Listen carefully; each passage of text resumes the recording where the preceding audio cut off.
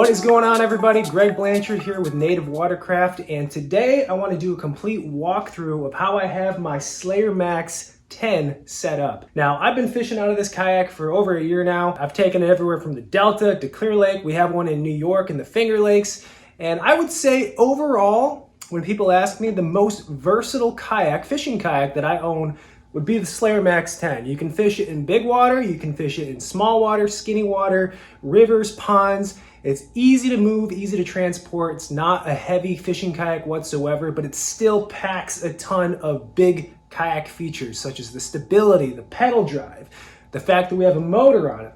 All those things are on this boat. It's just a smaller package, and wanted to take you through exactly how I have it rigged up and dialed for the past year. So to make this video a little bit easier so you guys can see what I'm showing, we'll switch over to the GoPro. Let's just start right at the front.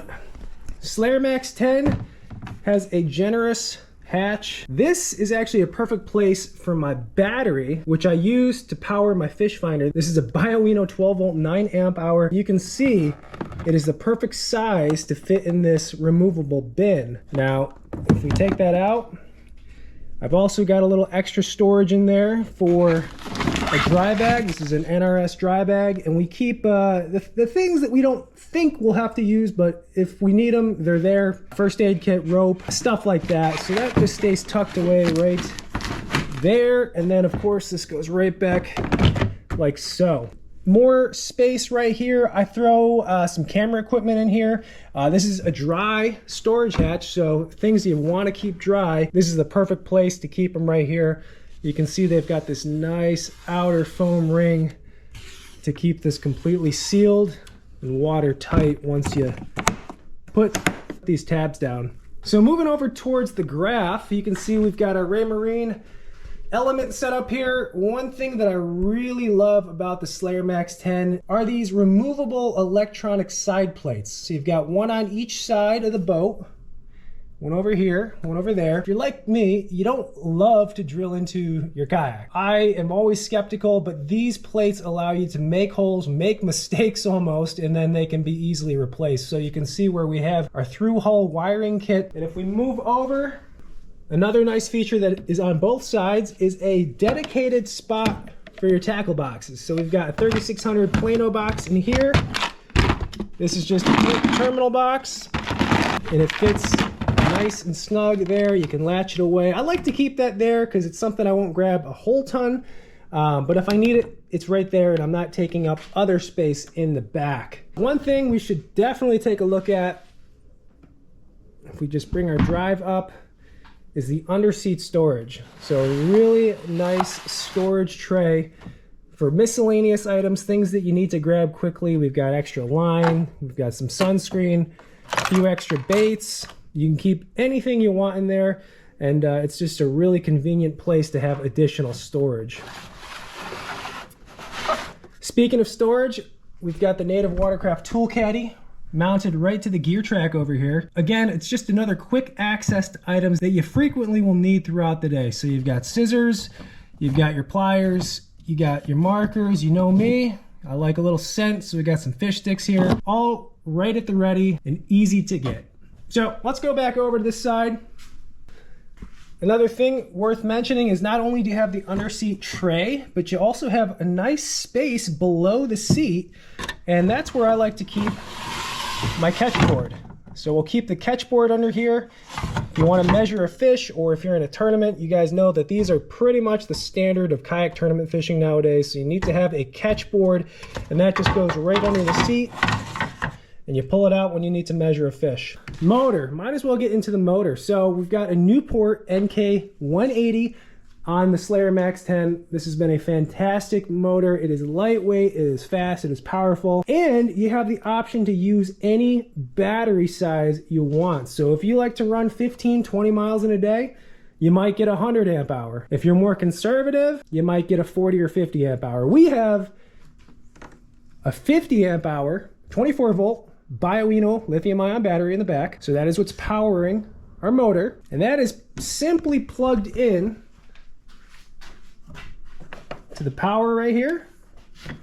Our motor is right here, of course. and then our throttle. So a very simple setup. This kayak is bare every time I take it with me, and setup takes less than 10 minutes, even with all of these accessories on it. And you can see right here, the motor is in the down position with a simple pull right here. We just brought the motor up, and then you just release it here. We've got our fob, our kill switch. Always keep this tethered to your life vest. You never know when you're going to take a spill. That'll just attach right here. Easy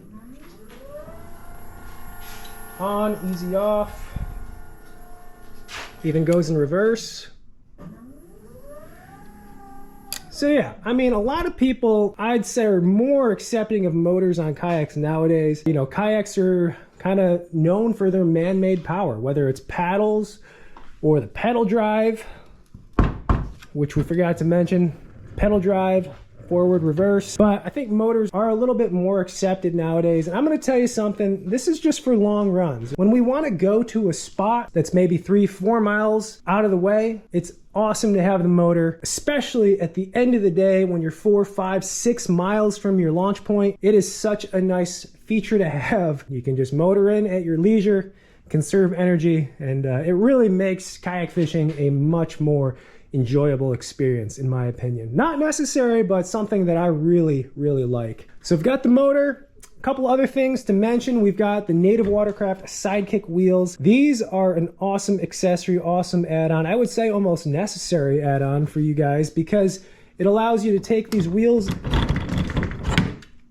and slide them right there. You do the same thing on the other side, and then you can wheel your kayak to and from the parking lot to the ramp. You might even find yourself in the middle of the day needing to cross some land to get to another part of the lake or body of water, and you could simply put them on then and transport your kayak that way. Much better way to transport your kayak versus, say, dragging. So Native Watercraft Sidekick wheels are really nice. They mount right to the gear tracks, generously supplied throughout the perimeter of the kayak. You can see not only do the gear tracks have the Sidekick wheels, but we've got all of our accessories too. You know, we've got our throttle mounted here. We've got some clips. We've got our tool caddy mounted right here. Just a lot of versatility with gear tracks. So that is the wheel system.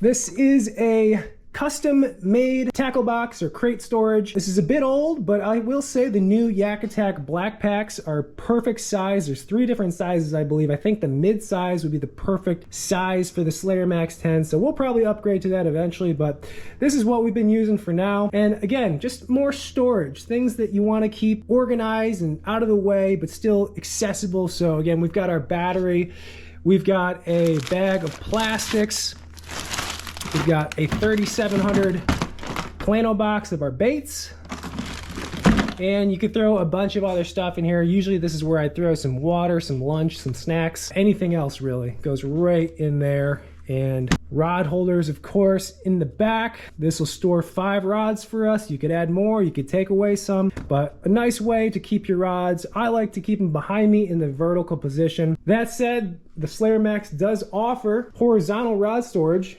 with tip protectors, so you could store 1 or 2 rods in each side. So there is options to do that if you're maybe fishing areas with a lot of low-hanging trees, and you don't want your rods sticking up. That does give you that option, so that's nice. Moving over to the other side, of course, we've got the handle, the rudder control, with either the pedal drive or the motor. So whichever way I'm powering the boat, the steering is amazing to have. And obviously it's got a nice tight turning radius. You can see how far that throws the rudder back there. So that's a nice feature to have. Quickly we'll mention, you can see the paddles are tucked away. If I'm not using the paddles, then I'll just tuck them away back here. They've got some nice clips to keep them secured. If I'm using the paddle, I'll just keep it up front with me. Then the camera mount. The camera mount, again, this is an older, dated item. I've actually had this mount since 2013. It works fine, but what's nice now is you've got plenty of options out there. You've got the Yak Attack boom sticks. You've got their panfish portraits. A lot of options to mount a camera to your boat or to your tackle crate. And then one last feature, a good safety feature to have, and even a feature you need for tournaments if you're launching before sunrise, is the Yak Attack Visi Carbon Pro. This is a 360 light, So that light at the top, 360 light, you just twist it to turn it on. The storage case for it doubles as the flag, and you can see it goes right to the gear track. So that is the boat, guys. That is the complete walkthrough of how I typically have this set up. Again, the nice thing about this boat is the versatility. We could take this to the Delta, to the Clear Lake, to a pond, to a river. It's easy to paddle. You can use a motor with it if you want. Pedal drive, of course, is always good to use. Lots of storage, extremely comfortable kayak, but still lightweight, smaller package. You could car top this, you could put this in the bed of your truck. Very, very doable. So like I said, in my opinion, one of the most versatile kayaks. So guys, that is the full walkthrough of my Slayer Max 10. Hopefully this video was informational and gave you a better look and walkthrough of exactly how I have mine set up.